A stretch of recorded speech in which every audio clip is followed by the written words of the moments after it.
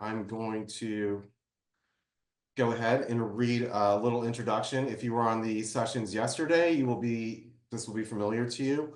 And then we'll go into the details about today's session. So this is day 2 of our national virtual conference. Yesterday, we had speakers from Raging Cider with Dave Carr, speaking about the unique environment of growing apples in Southern California and making cider and Perry, as well as pears, I'm sorry. And then we ended the night with Lee Reich talking about opportunities to grow fruit trees in small spaces or in different types of containers or growth forms that would allow you to maximize your space and still be able to have some type of production or harvest. So those videos will eventually, in a few days, will be up on the website for all of our members. So if you didn't have an opportunity to participate in those Zoom webinars live yesterday, no need to worry. They'll be available to you, as well as many years of previous work, conference videos, as well as interest group videos, which we've been doing this whole year. So welcome to the North American Fruit Explorers 2024 virtual conference. My name is Sean Charles Williams, and I'm a director on the board of NAFEX, as we call it, the organization for short. I'll be serving as a facilitator for this session, Old Southern Apples and New Opportunities. And before I introduce today's panel, I would like to share a few housekeeping items and a little bit about NAFEX as we allow more people to join the session. First, this is a webinar, so this is a little bit different than the interest groups that we've run this year. You'll see that there's no video or of each attendee. The chat doesn't work the same either. We are telling people to put their questions in the Q&A. And so the Q&A, you will find that in the bottom of your screen on the bar that says more. There's 3 dots. Go ahead and select that, and there's a Q&A section. So if you have a question, put it in the Q&A. We are actively monitoring that. So the webinar, we have audio and video, and we are recording this session, but the audio is disabled, as well as the video for all attendees, except for the panelists and the hosts. You will notice also, you will be able to chat with each other, but we'll also be monitoring that. Second, we encourage you to ask questions. Once again, please put this in the Q&A. And if there are any issues, feel free to put that in the chat if you're having difficulties. And finally, this webinar, like I said, is being recorded and will be made available to conference members after the conference at nafex.org, along with bonus resources like printable versions of speaker presentations. And just a few words about NAFEX for those who may be joining for the first time. NAFEX was founded in 1967. The North American Fruit Explorers is a network of individuals throughout the United States and Canada devoted to discovery, cultivation, and appreciation of superior varieties of fruits and nuts. NAFEX members share ideas, information, experiences, and fruit propagation material via our website, social media channels, fruit-specific interest groups, group meetings, and annual conferences like this one, where in person or online or a combination of both. As a paid NAFEX member, you get 4 editions of the Pomona Journal each year. You can find those in your mailbox, either virtually or physically in your mailbox if you choose the print feature to receive the printed copy of that, as well as online Pomonas that go back up to 50 years ago in our digital library online. This is a wealth of information, especially if you're doing fruit research or exploration. If you haven't already, we would encourage you to visit the website at nafex.org. And now it's my pleasure to introduce our 2 panelists today for our talk about Old Southern Apples and New Opportunities. I met these guys in Maine. Josh is on our board, but I'm going to read a bio about them, and then I will kick it off. So Jason Bowen, our first panelist, he grew up in the foothills of North Carolina in Surry County. He attended North Carolina State University, earning a degree in horticulture in 2005.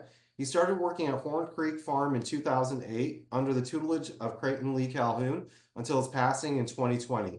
At Horn Creek Farm, he manages the Southern Heritage Apple Orchard, which is a preservation orchard started by the late Lee Calhoun and his wife Edith. There are over 425 varieties of Southern heirlooms currently being grown in the orchard. Bowen married his wife Sarah in 2012, and together they have two boys, Jake, who is 10, and Case, who is 6. Together they enjoy traveling, fishing, and gardening. They have 3 dogs, 2 beagles named Dan and Bill, and a Brittany named Remy. In his spare time, he enjoys hunting, fishing, and growing heirloom fruits and vegetables. Um, Josh Footer, who's got an extremely long bio, actually, so this might cut into some presentation time. Short now. Josh is a graduate of Oklahoma State University. He earned a Bachelor's of Science in Horticulture and Landscape Architecture, a Master's of Science in International Studies. Following graduation, he served for 3 years as a U.S. Peace Corps volunteer in Vanuatu, working on agroforestry, solar energy, disaster management, cultural preservation, and community development. After the Peace Corps, while working as a deputy director of Conservation Society of Ponape, he met his wife Amanda, an Atlanta native who was serving as a Peace Corps volunteer. Together, they spent over 3 years in Micronesia and later the Republic of the Marshall Islands before returning to Georgia in 2013.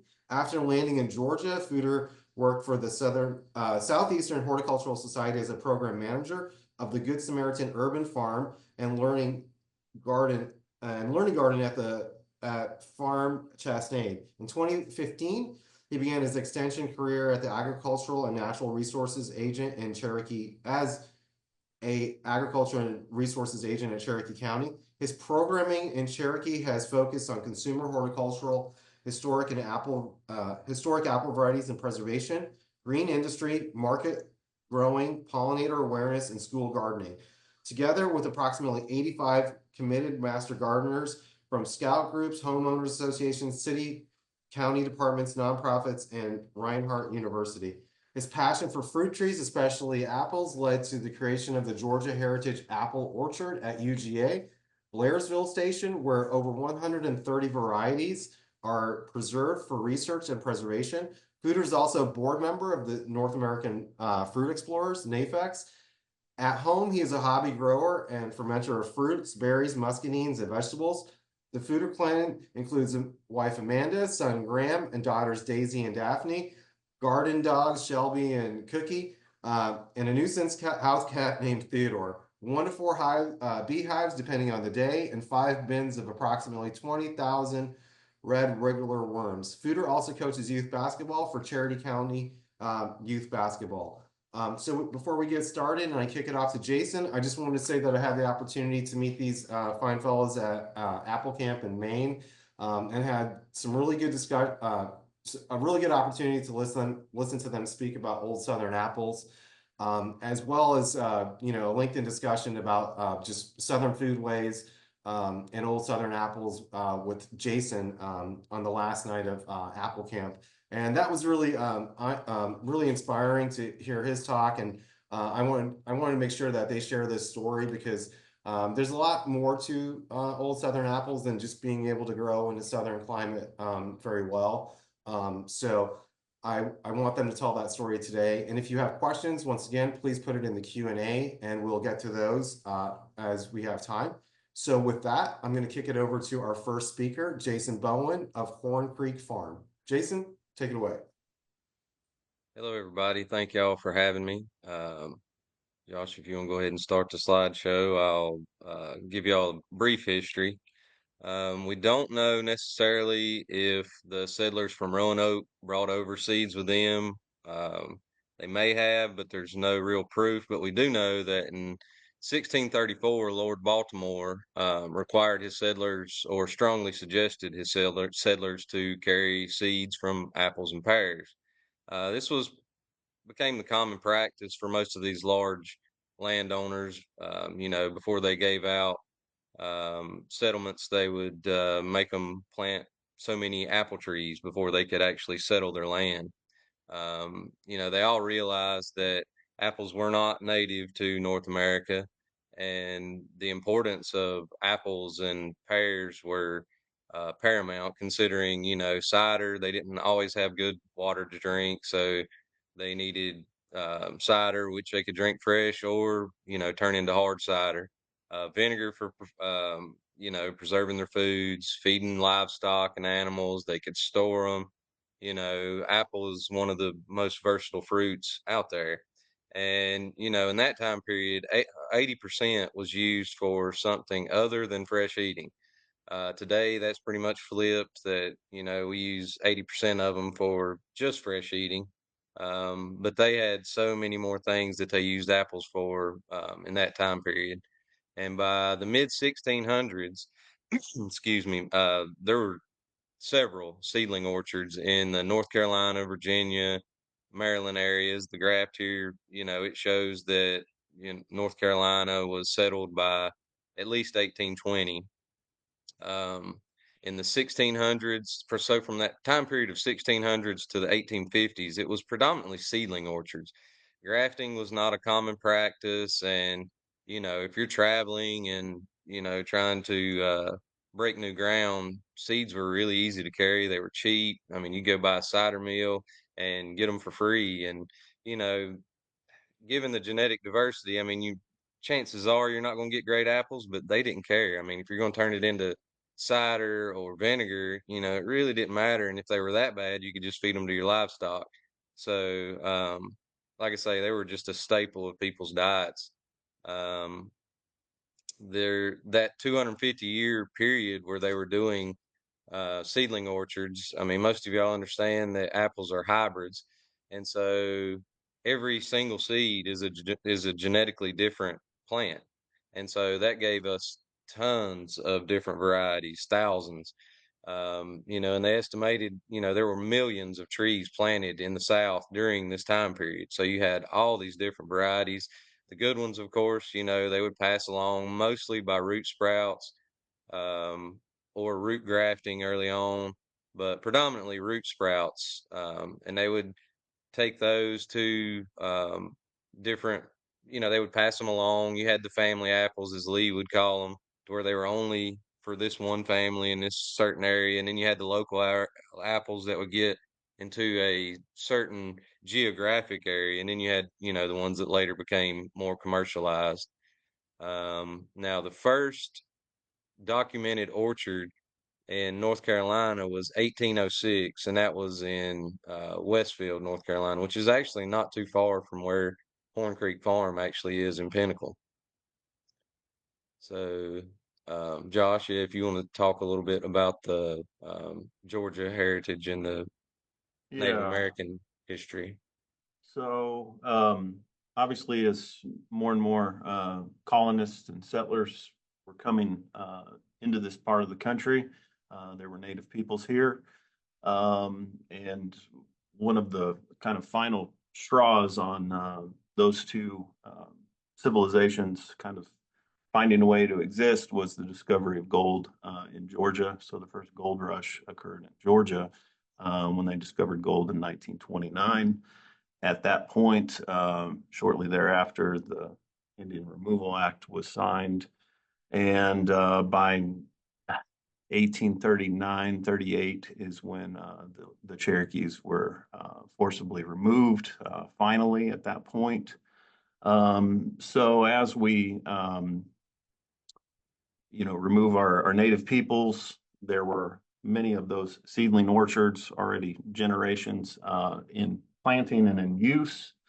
And so that is well documented in the record. This would have been a receipt for the possessions of an individual.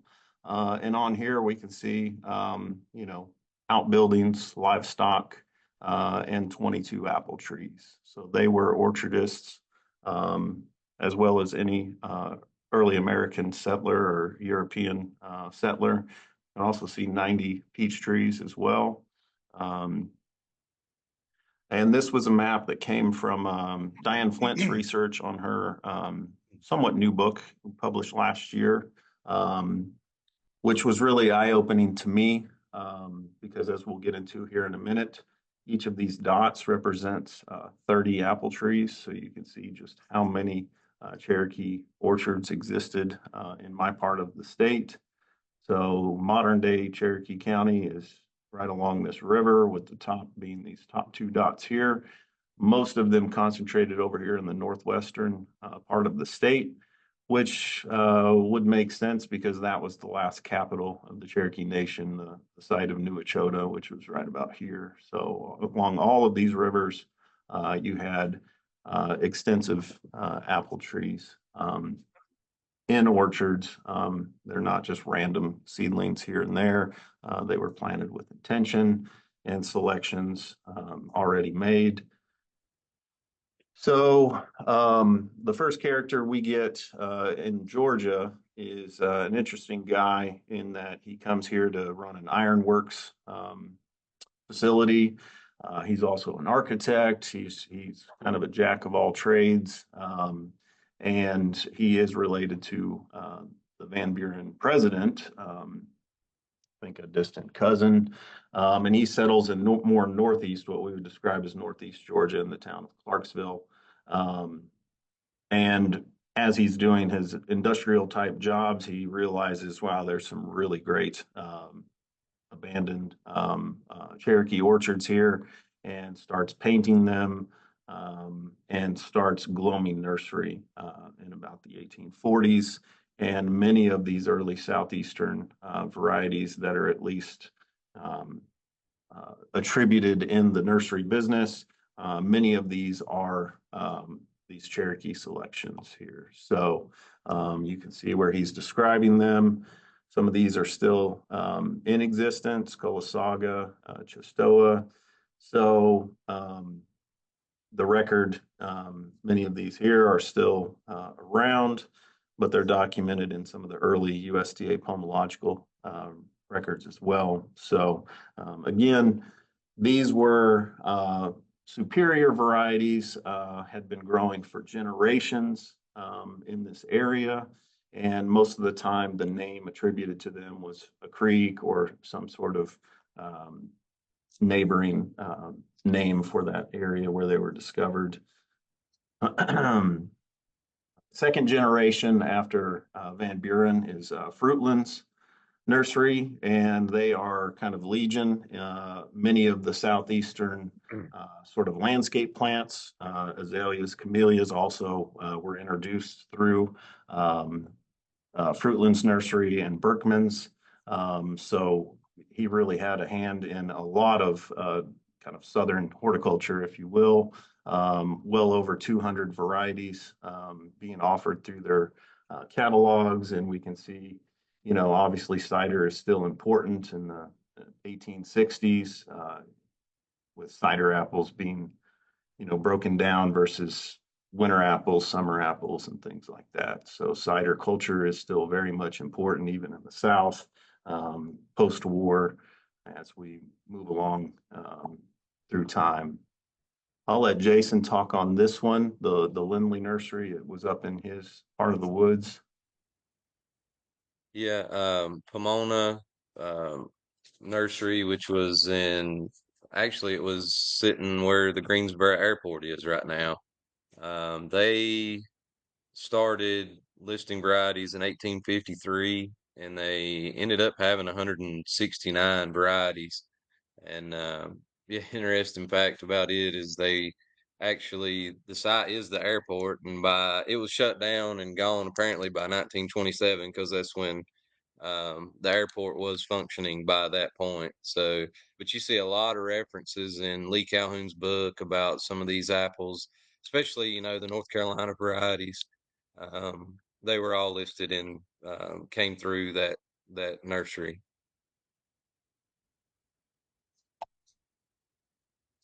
This slide here, I feel is important because I'm often convincing people in Georgia, much less on a national conversation here, but just people in my own state, that yes, apples did grow across most of our state.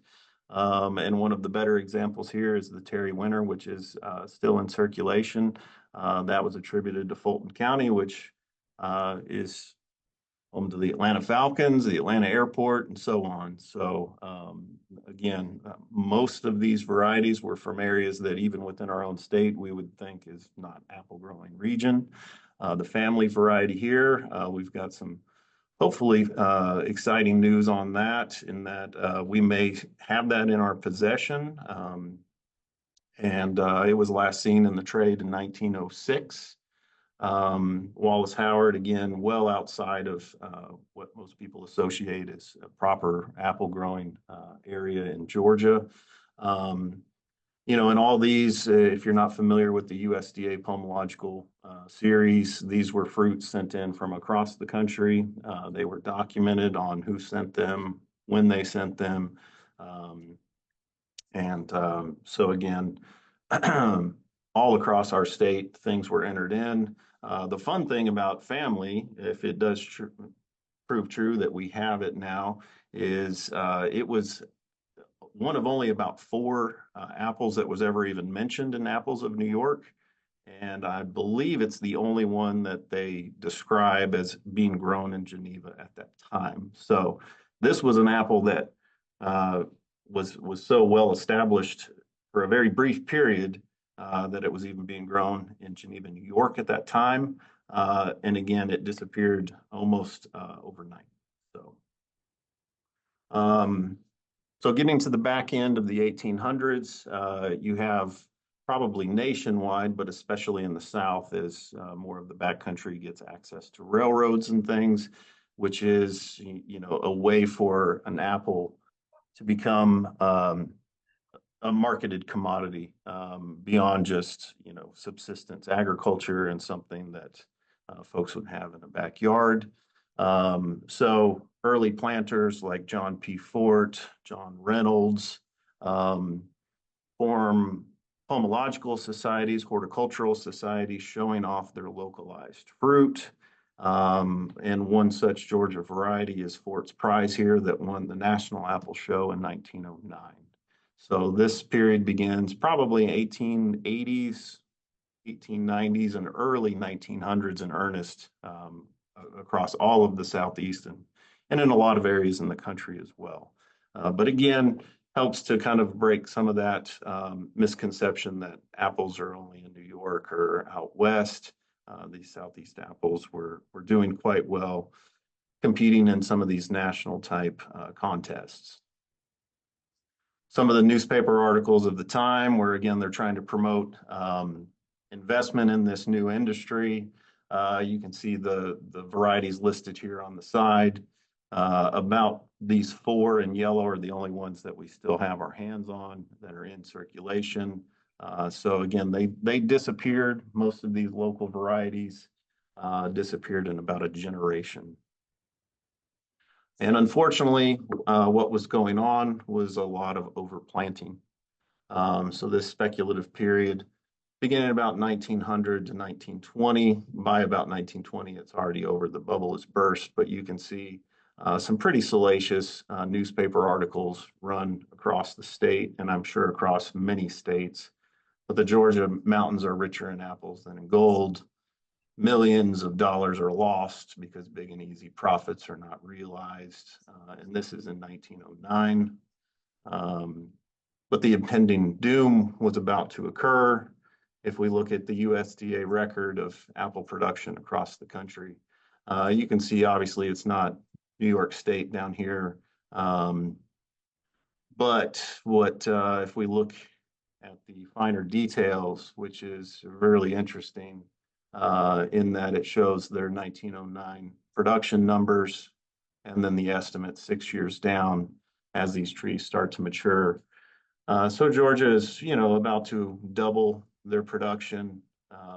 North Carolina, they didn't go quite as heavy on the overplanting, but look at a state like Ohio that's going to quadruple their production. So we're going to essentially go from 146 million bushels per year to almost 300 million bushels per year in a 6-year period. So a lot of people were being sold a dream that was never truly going to materialize. I like to include a slide like this just to put many of these older orchards in perspective. If you're only familiar with young trees or modern root stocks, it's hard to truly put into context a standard size tree. Obviously, these trees weren't going to get this big in that 6-year period, but many of the early commercial orchards would have been this tall within a 20, 30-year window. So this is a photo of pruning season in West Virginia orchard here during that period. Another photo of the archives, Cobb County, that's very much Metro Atlanta, and that's very much the county next door to me. So you can see, again, this is already on the back end of this bubble bursting, but this is what production would have looked like, management of trees. This is a spray rig and not much personal protection equipment going on here. So obviously that bubble burst, we had a perfect storm that led to the decline in varieties in those catalogs. So each of these bullet points, there's probably a grad student that made their thesis on prohibition or changes in migration, industrialization, things like that. And yes, they all contributed, but really the loss of varieties is almost solely on a national marketing campaign based around 1-2 varieties, which is the Red Delicious and Golden Delicious. These were the first truly national varieties promoted and encouraged across state lines, anywhere.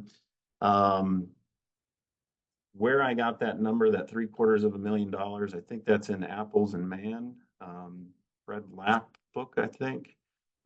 So the inflation calculator puts that at around $10 million, which, if I'm not mistaken, is exactly what Washington State spent promoting Cosmic Crisp just a few years ago. So that was a lot of money promoting this Red Delicious variety.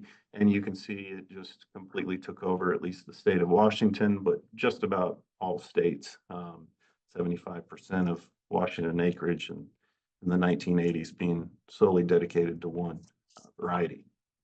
The good picture for context, the original Golden Delicious tree, which was purchased by Mr. Starks, was protected by a full-on cage, not for deer, but that was their quote-unquote intellectual property at that point. So that was a seedling of Grimes Golden. And I think the original owner was maybe paid $500 at that time. So we can see the Red Delicious and how, according to the pomological record, how widely dispersed it became from 1909 in Missouri. Probably didn't taste that bad originally as the Hawkeye. And as it morphed and changed in different locations, you can see what we ended up with. But this submission here was from Canada. So again, one variety to rule them all, kind of like Lord of the Rings. And we can see the blowback Fruitlands, that nursery that was once selling close to 200 varieties before Fruitlands closed. They're only showing 21 varieties in the 30s. And if we look at Georgia nurseries today, nothing against these folks. They're wonderful people. They're only going to sell what people are going to buy and are aware of. So, we have, 10 to 15 varieties, probably 2 of which might be Southern with the Yates and the Arkansas Black. The Georgia Review is kind of a literary commentary type publication run through the University of Georgia. And Mr. McHatton here wrote an essay in 1948 saying, basically there's a lot of amazing apples out here on these abandoned home sites all across our state. And there's something that these agencies should do, preserve these, study them, and figure out a way forward with a lot of these good varieties. Sadly, no one, at least on the agency side, really did anything until our project came along about 75 years later. So, but there were people aware and paying attention, thankfully.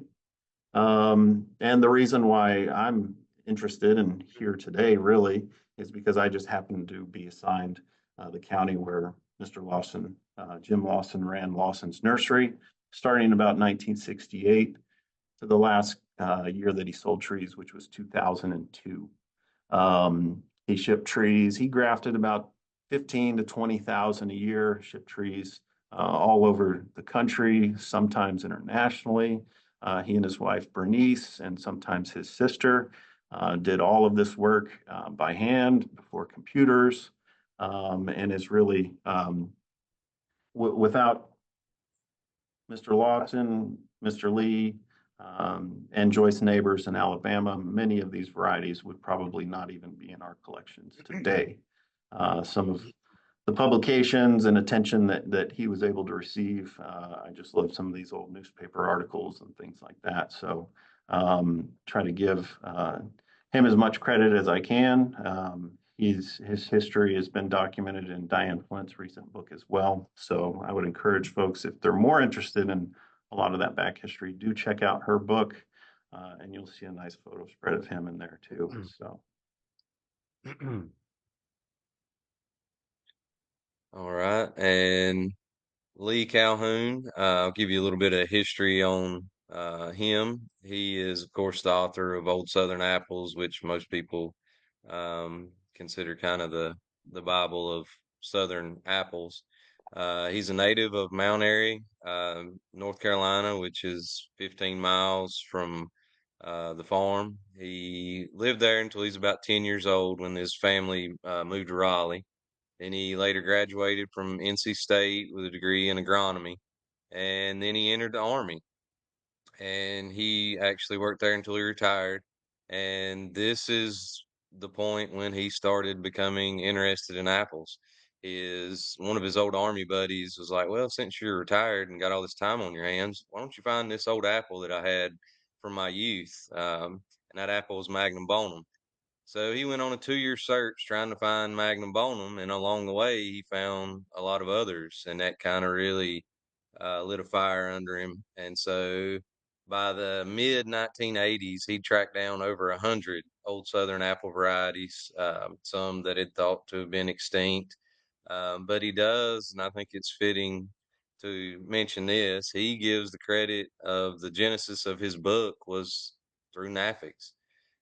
He had a friend in Virginia that was a member named James Taylor, and he had sent him some literature on some apple varieties that Lee had found through the University of Virginia's library.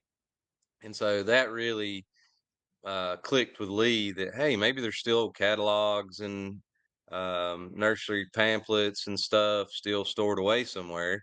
And so that was his next logical step to find that. And that was in Beltsville, Maryland at the National Agricultural Library. And he and his wife Edith used to go up there for days at a time. He said that he searched through over 100,000 nursery catalogs just in um, the National Agricultural Library. And so after several years of research, in 1998 or 1988, he decided, hey, I've got all this information. I ought to share it because there was no definitive text on Southern apples like there was with, as Josh mentioned, apples of New York. And so he's like, well, I'll just, write the book. And he's assumed there might be, 300 or 400 varieties that were popular. But the more he kept digging, the more he kept finding. And he eventually found that there were more than 1,800 named varieties just in the South alone. And so he again started, this deep dive. And in 1992, he's when he started writing his book. And the book was released in 1995.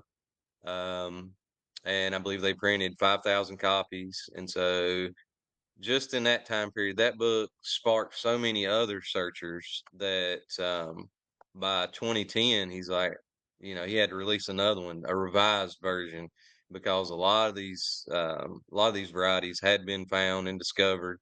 Um, and Lee was real big on he would go to areas where the last place that apple was grown and he would put it in agricultural bulletins. He would put up flyers in the towns.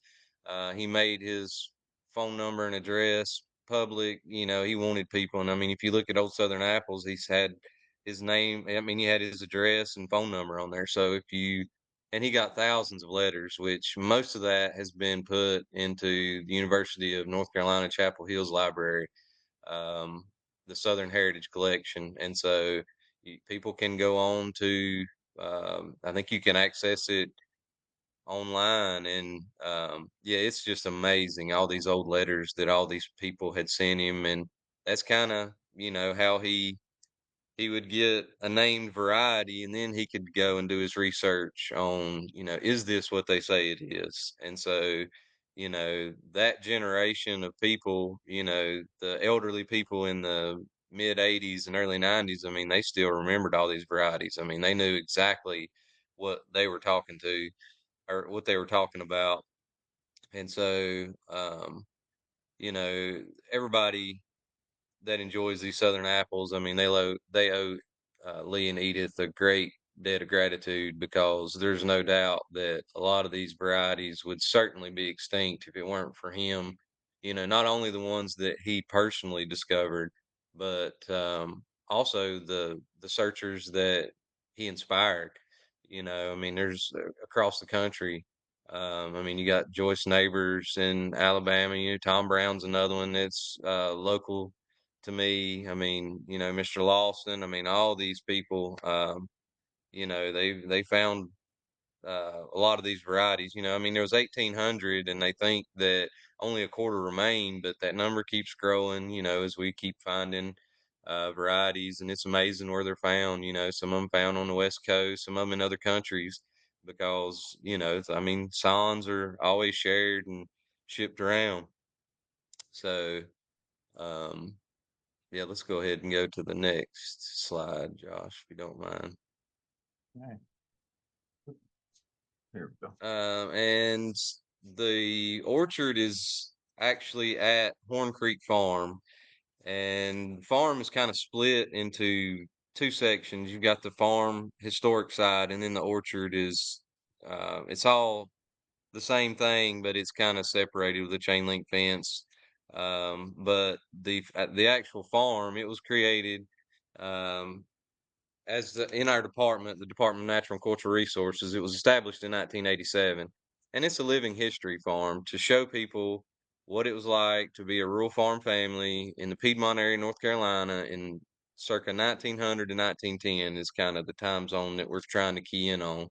And with that, we're trying to bring back or keep going the old, not only the crops and heirloom apple varieties, but even the livestock. I mean, we've got Gulf Coast native sheep, um, Spanish goats, Dominecker chickens, Rhode Island red chickens, blue tick coon hounds. I mean, everything that we try to represent should be something that the actual family had during that time period.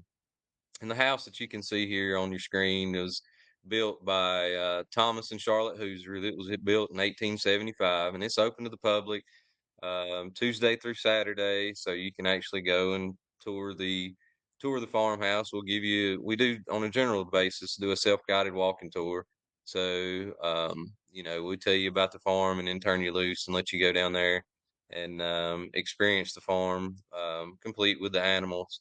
In the gardens, I mean, we plant heirloom um, tomatoes and green beans. And then we had a lot of oral histories from the family members, a lot of the family members still in the area. So we know, that they grew a lot of brandywine tomatoes. Their personal orchard had Virginia Beauty, which is a very local apple here, Red June, and Royal Limbertwig were the three varieties that the actual Hoosers grew. They actually had a dry house where they used to dry, their fruits and vegetables, which is nice. A big step up from my grandma's. Put a screen door out there on a couple of sawbucks, and if it rained, you had to run out there and get them and bring them back in. But that was their livelihood. I mean, they had to have those apples dried. They had to have something that they could make, fried pies with in the wintertime. But as a part of all this, it is educational, the same as the orchard. And so we do a lot of school groups, and it's amazing to see, the school kids come down there, especially from the city. And, they get to see a cow, and, a lot of these kids have no idea. I mean, it's kind of sad, but, they have no idea where their eggs come from or their milk comes from. So that's where we're there to, teach them and show them how the actual Hoosers used to do things, and at the turn of the century.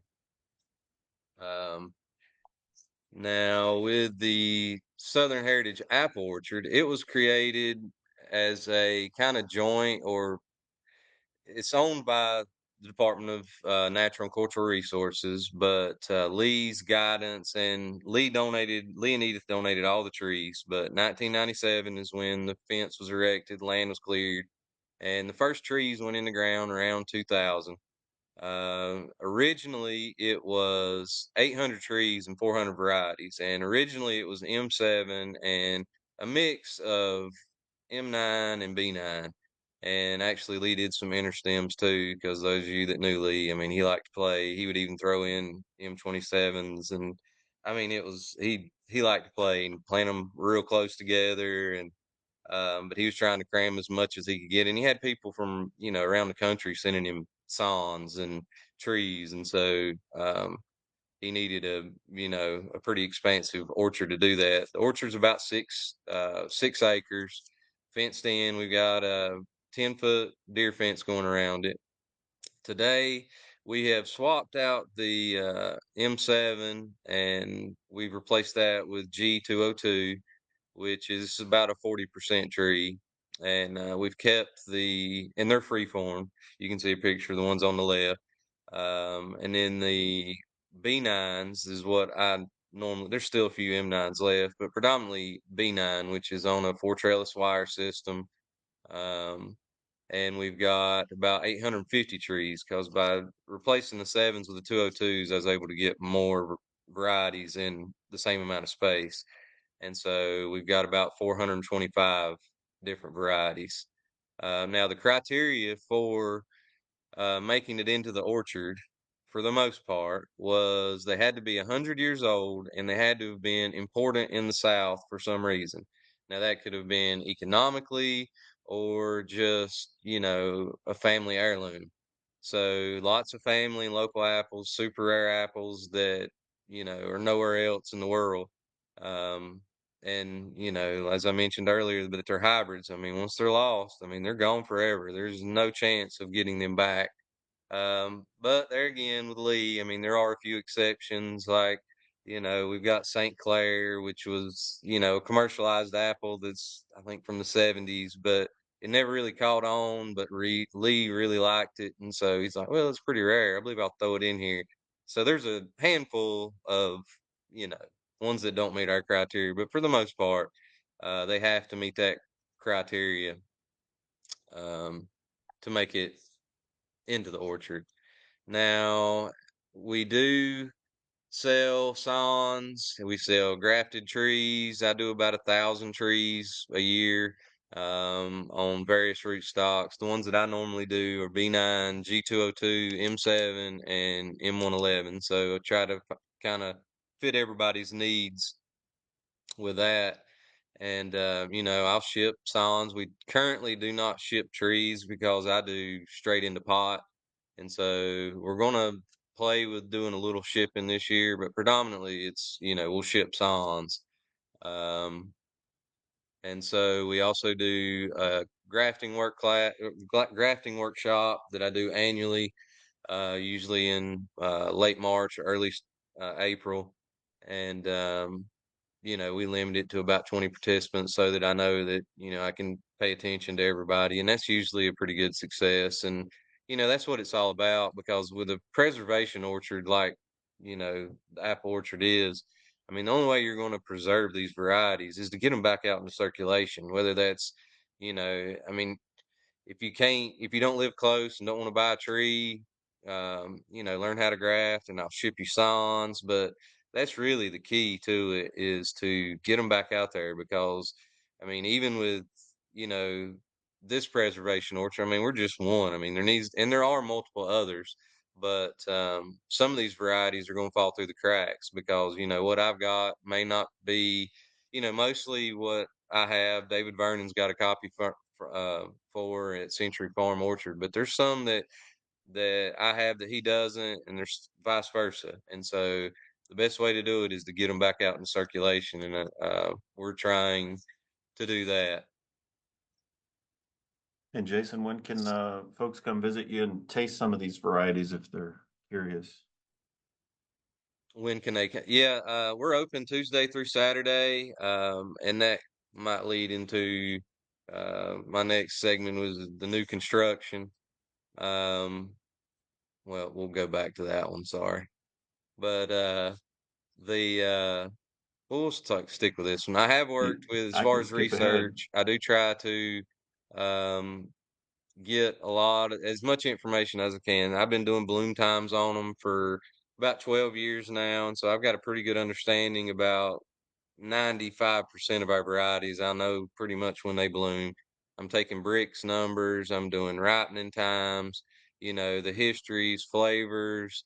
But I did work with ASU, Appalachian State University's fermentation uh, lab, and that was about 2013 through about 2015.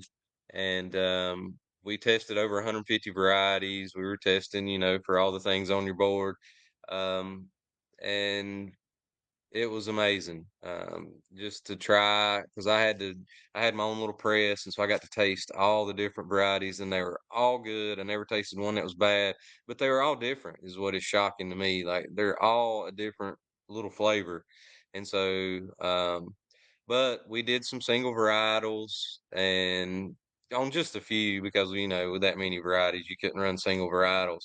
But for me, it was Hughes Crab, which is always been historically and for good reason, the hard cider apple. And it was the best sweet cider or hard cider, in my opinion. But of course, that was George Washington's favorite. And of course, it was planted in Monticello with Thomas Jefferson. And another one that's really popular is Winter John. It excelled as far as just the numbers. It was by far the winner. It was more impressive than Hughes, but the Hughes has got that flavor, and it even carried through the fermentation process. Now you can go back to that one about there you go. Really excited. Hopefully next week they're going to start doing the grading for our new orchard building, which is going to be just across the road from the heirloom orchard. That way, if I need to do spraying or anything, that I can and still have the visitor center part open. But it's going to be it's approximately 60 by 50 feet, and the first third of it is going to be the visitor center. So I'm going to run my classes in it, and I hope to build a tasting bar, and that's where I want to gear kind of the orchard. I want to do tasting. It's hard for us to market our fruit because we've only got 2 trees of each variety, and so we're geared more towards nursery, and that's really the way to get them back out there. So what I'd like to do is grow enough fruit so that I can do tastings so that people will come there, and a lot of our visitors don't even know we have an orchard when they come, but they might leave there saying, I can't leave here without one of those trees. And so, or at least put you on the list for one of those trees after they've tasted it. Because, when you just tasted the grocery store apples, I mean, when you bite into one of the good ones, especially those late seasons, it's like, yeah, I've got to have one of those. But the back 2/3 of the building is also going to be the maintenance shed, and it's going to have a walk-in cooler. So now I can start doing a little more research. It's going to have like a finished kitchen, catering kitchen, which will allow me to set up, maybe a little small lab in a corner so that I can start running, some of the tests that the ASU people are doing. So I'm really excited about that. And storing apples because, I mean, you read the history on them, but I'd like to see what happens when you store them, like what happens to the sugars and, ripening and the flavors after they get stored for a while. So super excited about this. Hopefully it'll be done by next fall. So if y'all are in the area, definitely, yeah, come by and see me next fall, and hopefully we can have a apple tasting. It's going to take us a little while to get it set up because there's only 4 people that work at our site, so we're really understaffed. And so to keep me there all the time, we still haven't got that figured out. So it may be by appointment only, or maybe have one, every couple of weeks. But real excited to see, what reactions from the general public. And I'll do tasting notes and hand them sheets so that they can fill out, what they thought of each variety, and that's things that I can build on in the future, and be able to list that, um, for future tastings. All right, so I'm going to cover a little bit about our work here in Georgia. So my journey in apples is really just all a bunch of accidents that happen to be sort of well timed. So I'm just here in Cherokee County being an extension agent, befriending Mr. Lawson and wanting to do work really with one of his old nursery fields. The landowners that bought it didn't know they were buying a sort of abandoned nursery field. So I became immediately interested in just doing local programming, grafting programs. And in the second grafting program, I was looking for material, had reached out to USDA in Geneva. And through that contact, they said, well, there's a guy at your college doing work on apples, and that's Dr. Mim here. So he's a history professor looking at apples from a very different standpoint than I was. So the two of us start working together and realize, let's at least get a site where we can keep these nearly extinct varieties. So our criteria is much different than Jason's. We're kind of trying to stay focused on Georgia important varieties, not just indigenous, but also if they were widely distributed by a lot of those earlier nurseries that we mentioned. And the string of happy accidents along the way was we had all this in place back end of 2019. We were going to do this at the Blairsville Research Station. And we grafted these trees, set them all out with some other agents and Blairsville staff. And this was 2 days before March 12th, when the university kind of sent everyone home for a couple weeks for COVID. So had that not happened on March 10th, we probably never would have got this off the ground. So a year later, there we are planting out with some volunteers, other agents, and Blairsville staff. And we're up to about 130 some odd varieties. This is where the Blairsville station is and our orchard project. So you can kind of see with Chattanooga, Atlanta. It is about 2,100 feet in elevation, hardiness zone 7B on average. Their last frost is May 5th, 10th, sometimes later. An average rainfall 50 inches with about 1,400 chill hours. So probably pretty similar to a lot of the East Coast in that regard. My work and our sort of outreach, again, being at a research facility, it's not exactly public access other than a few events throughout the year. So that's really where my role comes in as an extension educator. So I have grafting events each spring. I think we hit 163 folks this year. That was a really busy week in March. And some of these events have taken place with historic sites, Corps of Engineers, State Botanic Garden, and then just local extension offices. That's probably the best part of my job, is keeping this stuff in circulation, or folks bring in their family trees and we get to graft it and hopefully keep it going for the next generation that way. I always enjoy taking some of these varieties to schools, teaching kids about some of what we do. And so why does any of this matter? We can talk about the national preservation work up in Geneva, but they're pretty much full, right? The federal budgets are what they are.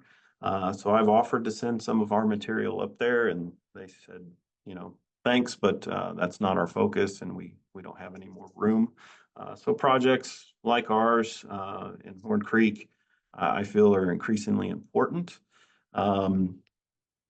Especially as we start to deal with more diseases, changing climate, so on and so forth. At least in Georgia, glomerella really wasn't a major pathogen 20 years ago, and now it's the focus of apple growing.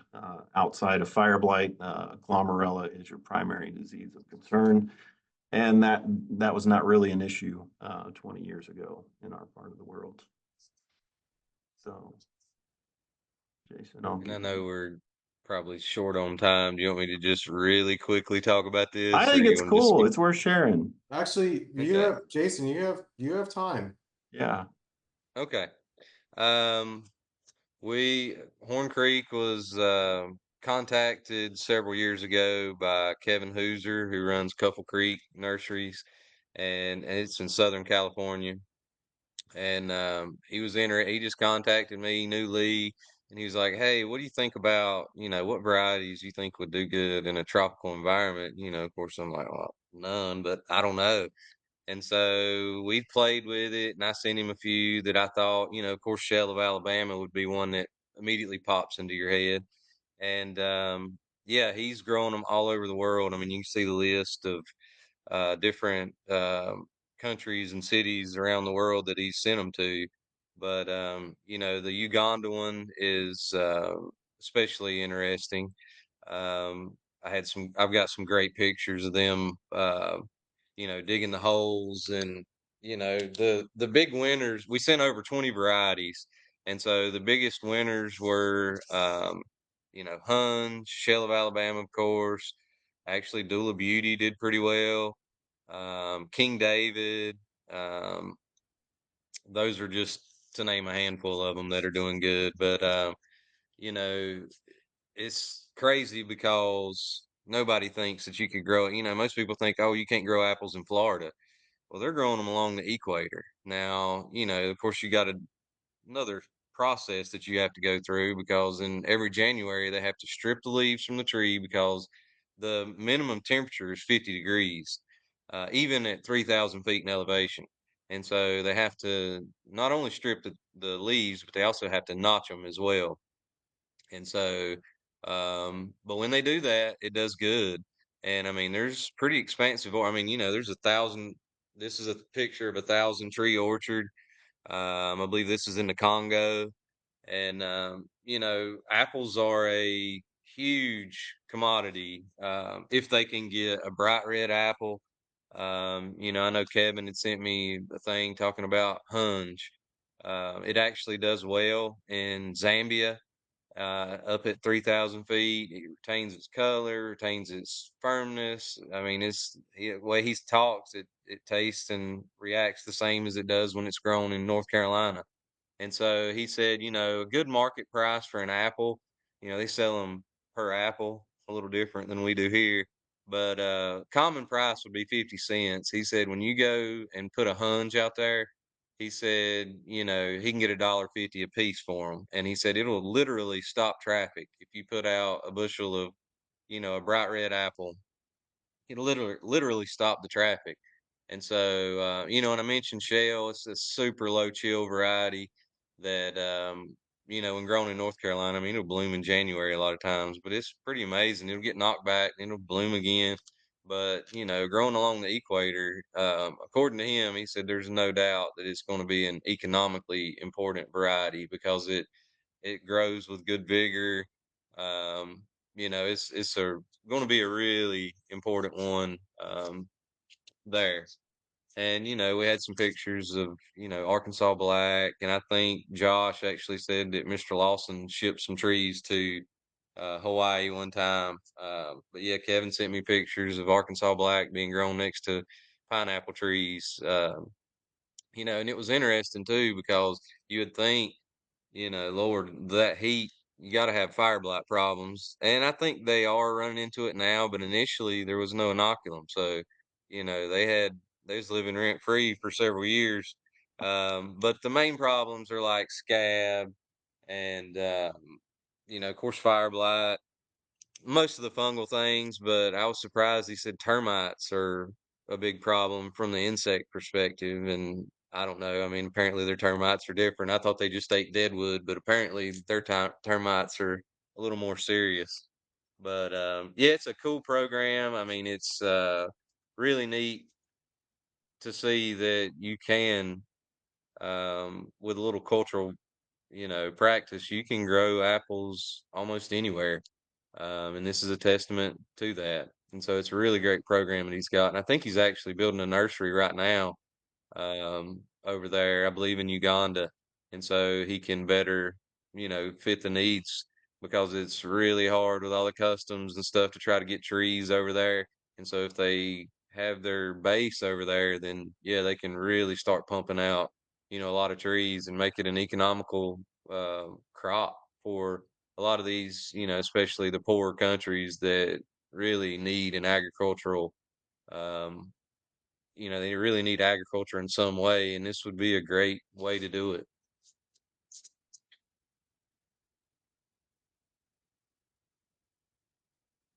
Yep, All here's right. and we've got, I do a lot of research and I post it mostly on our website. And so if you've never been to our website before, I've got wonderful pictures posted and watercolors when I can find them. Let me So pull that this up is a for you, link Jason. to,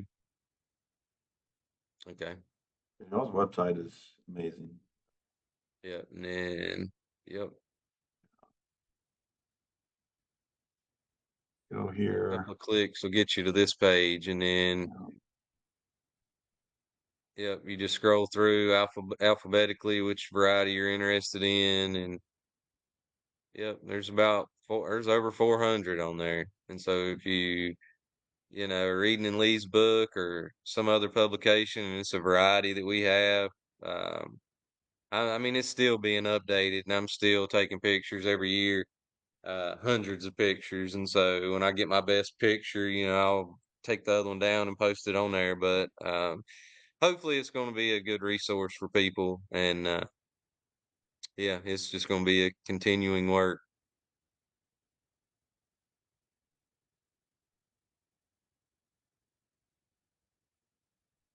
All right, Sean, we stayed on time, so do we want to do Q&A?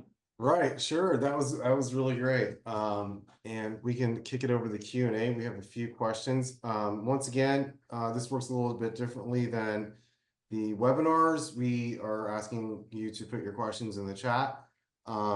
Just a few things. And I'm going to be kind of selfish, and I already know the answer to this from asking Jason at Apple Camp, but this might be the most controversial question of the session, the conference. But do limber twigs really have a limber twigginess to them, Jason? I really don't know what that means. I mean, I know Henry Morton wrote that, and I'm sure he was more in tune to them. But for me, I think it's more of I think some of them, which DNA work hadn't been done, and it's hopefully going to be done soon.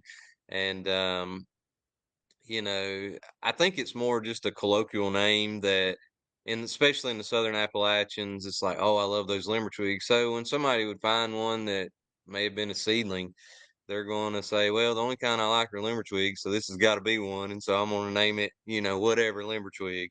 But I mean, especially old-fashioned limber twig, red limber twig, they live up to the name for sure because they're tip bearers, but they're also, I mean, they're weeping even if you didn't have fruit pulling them down. So other than that, there are some limber twigs with that name that do not have that weeping characteristic. So to me, I just chalk it up to, yeah, people like that name. Yeah. And something super interesting about that too, our speaker yesterday, Dave Carr, if you guys were part of that webinar, or if you want to go back and watch, one of their most reliable apples, if you'll remember, is black limber twig, um, if down in Southern California. And also for people up north, there's if you're on the NAFEX Facebook page, there's a guy named Richard Grimes. I'm pretty sure you're probably familiar with him, Jason. He sent me I think it's like 16 different scions for different limber twigs. He's really into them. And he's all the way up in Pennsylvania and growing these, as well as the California Rare Fruit Growers Association. I think two apple tasting years, Brushy Mountain Limber Twig won their best apple, like best Oh, it's tasting apple out delicious. of 40 plus apples. So these limber twigs kind of work all over the place, these southern apples. Yeah, Uh, there's a lot of people that, I mean, it's like that's all they want. They collect the limber twigs. And so if I and Richard's one of them, like if I put one on my list, they're going, as soon as they see it, it's like, I got to have that one. And so, yeah, apparently these people have got orchards of nothing but limber twigs. And I mean, we've got over 20 with that name oh, in it. wow. And so, yeah, It's interesting. I actually took a picture the other day of all the ones that I could find that were ripe at one time, and I had 17 Oh, wow. pictures, 17 different limber twigs on one poster board. Oh my So, gosh. and that's not to count. Most of them are late season, but there are a couple that are a little bit earlier in season. They're usually gone by September, but the majority of them are your late winter apples, Okay. storing Yeah. apples.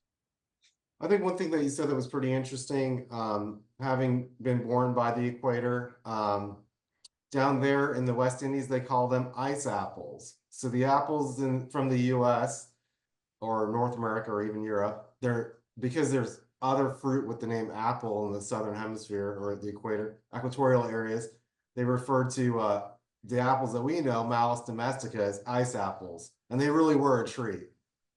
And people Oh paid yeah. up for that. Um, so I will, with that, I'm going to get into the Q&A. So from one of our members, I hope I'm pronouncing the name right, Wava.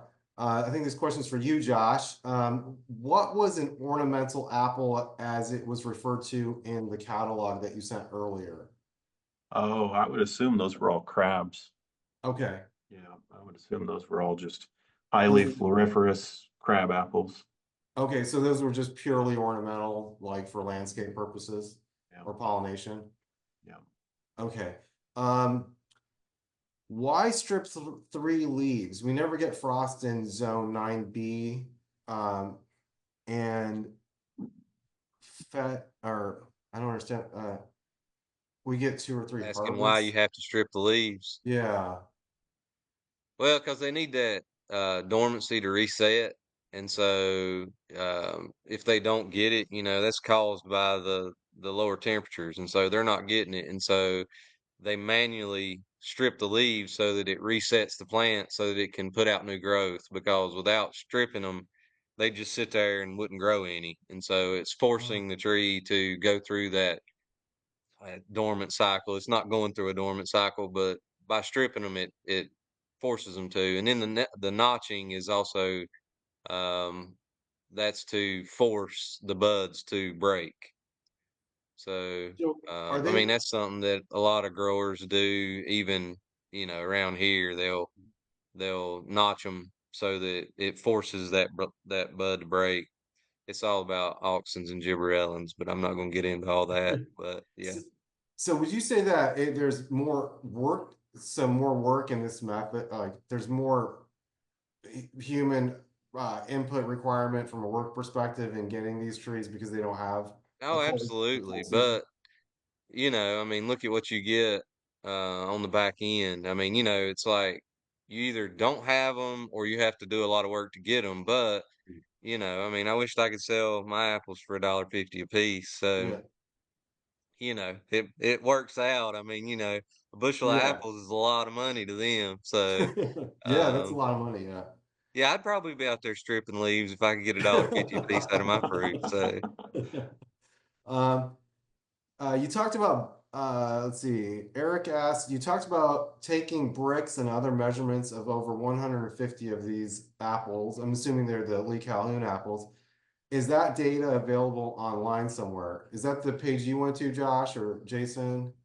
that was me. Not yet, but it is coming. I'm still working on the website. And yeah, that's still data that I'm still working on. No. Now the ASU stuff, I have it, but it's just that's just a glimpse, a little picture. I'd like to get more years of it before I can, get averages because I just think it's more accurate. But I do plan on putting And I that and bloom times as well. That is not currently on there, but I do plan on doing that in the future as well. So hopefully when I get this new building, then yeah, I'm gonna start putting a lot of stuff on the website. um So just to stay posted. yeah, it's okay. So we'll have to revisit that website. And for all of you out there, we are going to put the link to that page where there's the trees, the scion, the pictures. We're going to have that on the NAFEX website from now on as one of the resources for North Carolina. So if forget what we're talking about, you can always remember North Carolina and Horn Creek Farm and navigate to that on nafex.org. I remember Jason, you talking about the apples and how different they can be just in elevation within your state, in terms Mm, of when they're ready to harvest and even the way they color up or how they look. right. Does that have also an effect on flavor or bricks? I can't answer the I can't answer the second part of that question, but I can say that, I've got friends in Doug Hunley up in Avery County, and that's only an hour and a half from here. Of course, he's at 2,500 feet, 3,000 feet in Avery County, but he's 4 weeks, a good 4 weeks behind Mhm. me. And a lot of the varieties that like fallow water's a really popular variety up there. Some years it'll color okay where I'm at. Most of the time, some years it'll only just blush. Like if it gets cold early, it'll blush red, striped red. But up there it gets bright. I mean, it's almost not even striped. I mean, it gets solid red. But the best example of that one I learned when I went to Michigan. I went on a little pilgrimage up there looking at some because there's a lot of heirlooms growing Mhm. up in Michigan, and vine is a variety that it's actually in North Carolina, Virginia on the border, kind of. That's kind of where it was localized, and here I've never seen it turn red completely. It will blush, and you can tell. But we get a lot of blushed apples. I was Mhm. shocked to go up there, and I mean, it's a dark red apple. Oh, wow. What was the name of that If you apple look in again? Burford's book, looks as a red apple. If you look in my pictures, compare the picture in Burford's book to the one on my website, and it'll just barely blush. Uh, and it's the You- same variety because it's got the most unique growth form of anything I've ever seen. I mean, it makes limber twigs. As far as weeping, it makes limber twigs look, like upright. So And you're saying that one's called Vine? vine, Vine. Okay. Yeah, it's I'll named have to look after that its one growth up. form instead of the fruit itself. It looks like a grapevine. The leaves are different. The Oh, growth form's different. It's a unique bird. oh, wow. Um, and then, okay, so we have another question. Where do you or they notch the trees? The main trunk, the 1-year-old branches, where are they doing this notching? I assume down in Africa or over Well, I there. mean, I'm assuming I didn't get into that with Kevin, but I've done some notching myself, and you would notch it on young trees, at 2 to 3 year old growth. You don't go over three generally because you don't get good results. Um, and you would notch above the bud because that's what promotes growth from the bud. If you notch below, it creates flower buds. Mm, So if you wanted one to flower, you'd notch below the bud. If you want it to sprout growth, you notch above the bud. And NC State's done a ton of work, and so I don't even feel comfortable talking about it because yeah, they forgot more about it than I do. I've done it some through their guidance, but they've got tons of information on notching, and you got to do it a certain amount wide, which is I use two hacksaw blades put together. And it works sometimes, and sometimes it doesn't. It's kind of like a Dutch cut. Sometimes it works yeah. brilliantly, and sometimes you got to come back the next year and cut that little ledge off of it because it didn't work. But I Mhm. assume that's what they're doing in Africa because I mean, I know that if you notch above it, that's the one that promotes the growth from that bud. Okay, thank you for that. Um, Mm. I think this is also for you. Do you have Ophir apple, Ophir, if I'm pronouncing that right, in your collection? How would you describe it? And do you know of any sources for the scion wood? We do have Ophir. Let me look right here.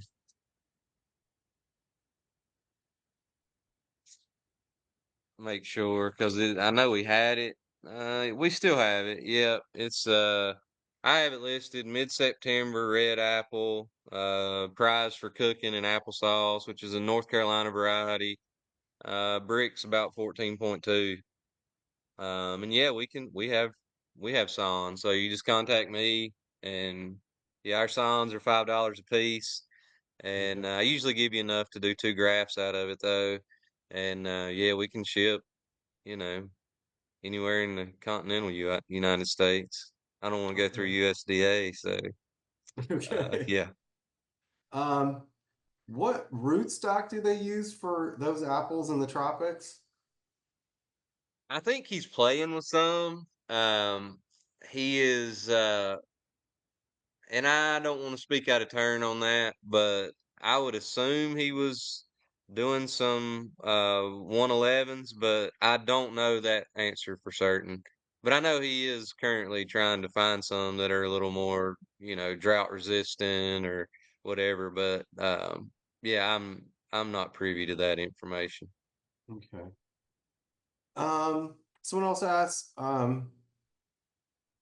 okay, Ryan, one of our members asked, are there low chill hour varieties you grow and recommend to try? Shell of Alabama is very low.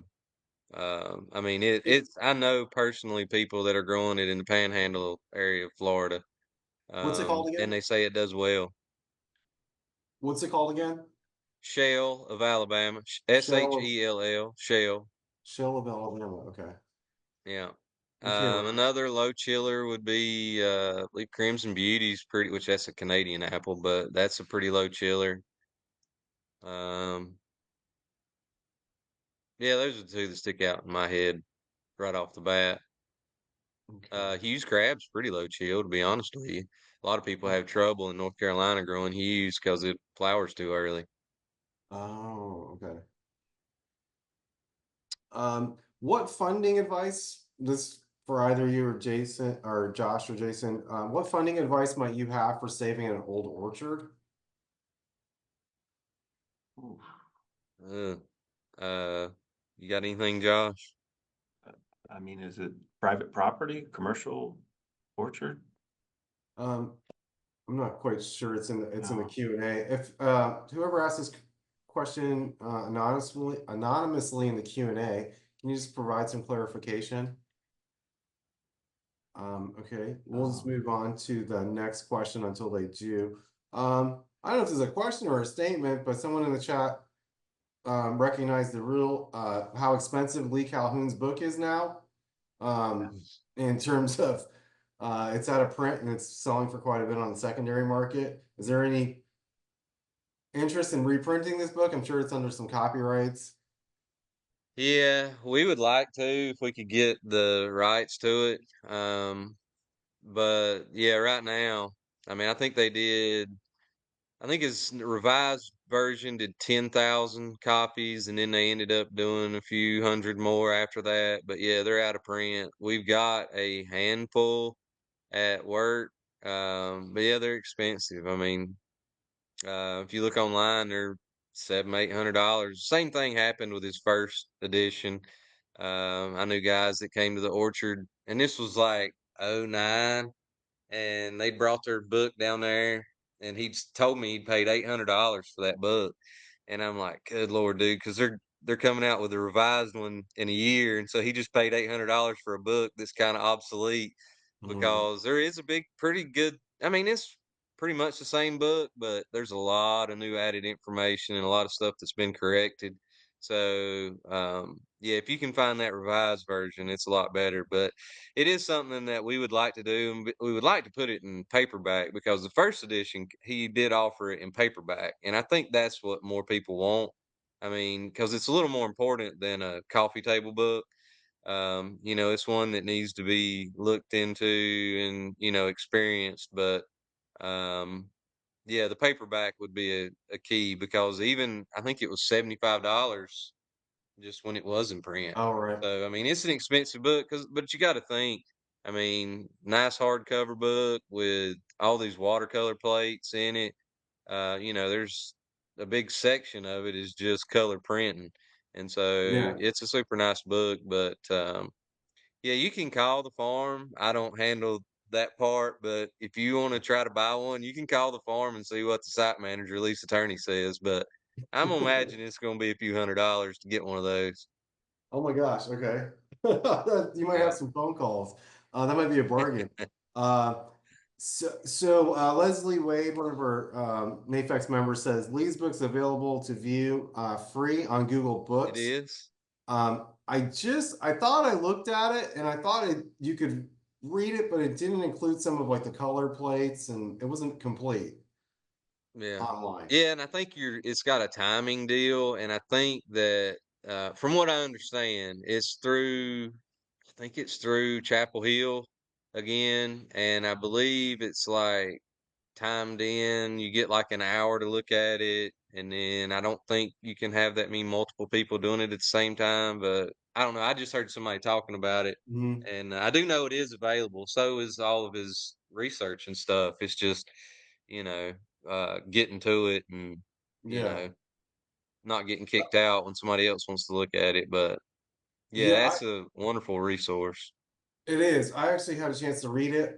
So if you do have a library card, and you actually physically visit a library, that book is available on interlibrary loan. It's kind of crazy that $1,000 book's floating around in the mail, but you can read it physically, and get it depending on your library system.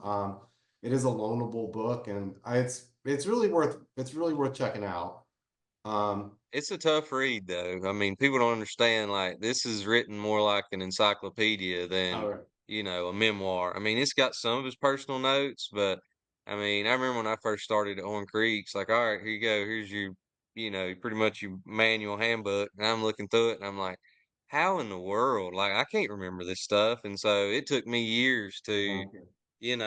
get familiar enough with the apples to where that book made sense to me. So just don't be shocked if you're in it and it's like, how am I supposed to read this? Like, you need to get you a list of the varieties that you're interested in, and then you can kind of, chip away at it. But it's a book that, it would take, days and days of just looking at before you're going to Oh yeah. retain anything because it's lots of numbers, lots of dates, it's just not an easy read, but it is the best book that we have. The more affordable one would be Bussey's book, which is all those volumes. It's a wonderful book. Don't believe it Yeah. has any color plates in it, which is if you just want the information, that's another option too, because he references Lee's book on a lot Mhm. of the real rare local and family apples. Um, so he'll reference it and he'll make comments, but it's not complete on those particular varieties. But he Okay. mentions all the ones from all around the world, so it's a incredible feat what he was able to do with that release of that book. Yeah, the 7 volume set. Yeah, and there are Yeah. some really good looking plates in there too to for some different apple or a lot of apples. Um, Mm. so we do have a follow-up. So we have a few minutes, guys. So if you do have a question, make sure you drop that in the Q&A here, because we are going to be finishing up here in a few minutes. But the follow-up question or the clarification on that was, sorry for the complete information. It is an old orchard existing on university property, which is uncared for currently. Huh. So any Okay. recommendations about how you could go about preserving something like that, guys? Um, well, I mean, I think the interesting thing that I've learned with being in a university system is there's, a lot of silos, and sometimes we don't know what's going on in a different department or something like that. So, I mean, I would say just maybe start figuring out maybe some of the history and who might currently have an interest in it. Somebody we met at that meeting up in Maine, Jason, was Amy Dunbar Wallace, who's doing some apple work out in Colorado, and she's not in the College of Ag or horticulture department. I think she's coming more from like a sociology or something background. So again, it's more of like a student project experience. So you never know, I guess, somebody at a university who may kind of latch onto this and find a way to incorporate it in their curriculum. Um, it doesn't have to just be horticulture. There's lots of ways. I'm thinking about University of North Georgia up here. Their Center for Appalachian Studies started like a seed saving project, a seed library, And it was really teaching these students interviewing skills, connecting with their elders. And then as a result, it was stories about old varieties of vegetables. And they started this sharing project. But again, it wasn't anybody in a kind of horde or ag background that did that. So if it's at a university, one, if it's important varieties, you can always graft it and put it on smaller stock and keep it alive. But if the goal is to maybe revive it somehow, just beat on doors and make connections that maybe initially don't make logical sense. And you may find that there's a lot of partnerships out there. Okay. Well, guys, thank you so much for taking your time to give us a different perspective and some stories and history about Old Southern apples that I think a lot of us, didn't know before we had the opportunity to attend this talk or hear you guys speak before. So I'm just going to read some closing remarks, and then I'll tell you about some of the sessions coming up this afternoon. So on behalf of NAFEX, I would like to thank our speakers for making this a great session. I would also like to thank this year's sponsors, One Green World, Copenhagen Farms and Nursery, and Southern Cultured Orchard and Nursery. Once again, this recording of this session will be made available on nafex.org in a few days and posted in about a year on our NAFEX TV YouTube website. We still need someone to make a NAFEX TikTok. I'm just joking. Maybe that's Josh. Once again, everything will be downloadable for the conference as attendees. Don't miss the upcoming sessions. So in about an hour and a half, in about an hour, we have Project Pawpaw. Adam D'Angelo of Project Pawpaw will be giving us an update on his breeding efforts and some of the international efforts going on with pawpaws that I was able to find out from talking to him that are going on in Southern Europe. So super interesting things going on with pawpaws. And after that, we have Dr. Renee Threefall and Margaret Worthington of University of Arkansas, and they're going to be speaking about the Muscadine Vitis vinifera hybrid efforts in terms of combining both grapes and seeking out the best genetics from both grapes in terms of flavor and disease resistance. So they're combining European grapes with muscadines and having some hybridization efforts. So there might be some new grapes on the market that might work for more of us, and even some new flavors that we haven't realized, like the ones that gave rise to the cotton candy grapes that you can see in the grocery store now. And then finally, after that talk, we'll have our member meetup, our show and tell this evening, early afternoon, if that's or late afternoon, depending where you are. So come with your stories. Maybe show us what you're drinking or growing, some pictures. We'd love to see it. So it's a pretty laid back environment. And that will cap off tonight's, cap off the day's worth of sessions today. So once again, an hour, Project Pawpaw. After that, hybrid grapes, seeking the best of both grapes with muscadines and Vitis vinifera, and then the member show and tell and meetup. So with that, I want to thank both of you, our speakers, for a great presentation. It was nice seeing you both again outside of Apple Camp. And I hope to stay in touch with you in the future. But Jason, obviously, I think there's gonna be a lot more questions. Josh is a board member, so he's always available to us. And we'll make those resource links available to Horn Creek Farm in North Carolina. And think about them this spring if you want to grow out some of these old Southern apples. So with that, thank you. I'm going to end this session, let you guys get a quick bite to eat or a drink, and then we'll see you at 12 in about an hour for Project Pawpaw. Thanks so much. Have a good day. Thanks, Jason. Thanks, Josh. Thanks, Sean.